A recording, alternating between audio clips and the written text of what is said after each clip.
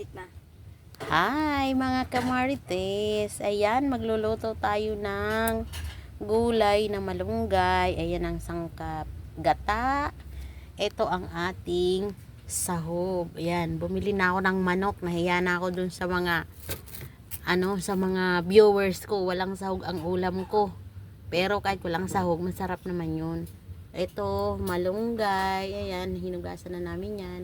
At ito yung sangkap. Okay. Sarap-sarap naman ang ulam ni Marites. Mantika first. Igisa muna natin yung yung sibuyas bawang.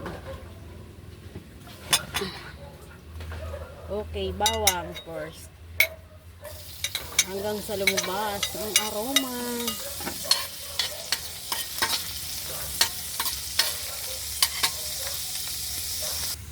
Okay guys, sibuyas next. Ayan. Ibangon na yung ating bawang. Bango. Ayan, sibuyas. Ang sibuyas pala ni guys,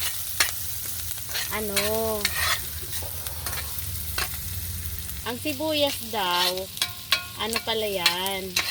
Gamot sa lagnat. Kunwari, may lagnat ang bata, hiwain mo ang sibuyas, lagyan mo ng medyas yung bata, tapos lagay mo dun sa ilalim ng medyas yung sibuyas mong hiniwa dun sa talampakan ng bata. Nakaka-relieve daw yan ng fever. Galing po yan sa doktor na huwag ko na sabihin, hindi naman sila nag-sponsor. Basta doktor ko may sabi. Yan. Luya. Yan, luya. Saka.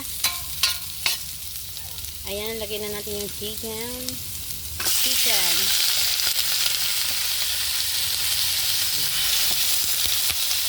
Linis ng pagkakalinis, no? Yan. Pinaano ko po yun sa asin.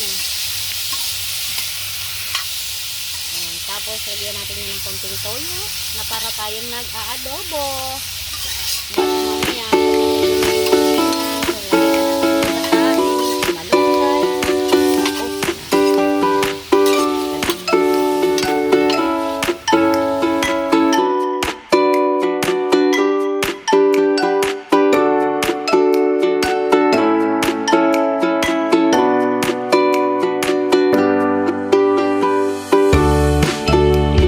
A few moments later.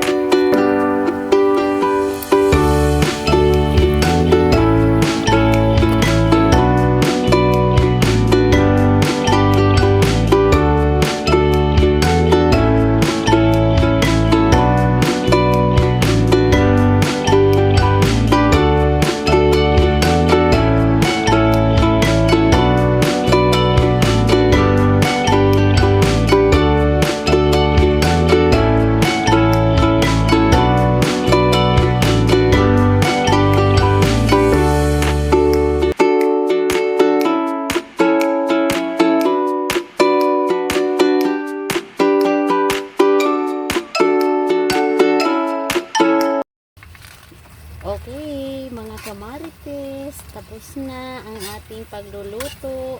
Ito na ang ating masarap na ulam. Ginataang malunggay na may manok. Masarap sana dyan, native na manok.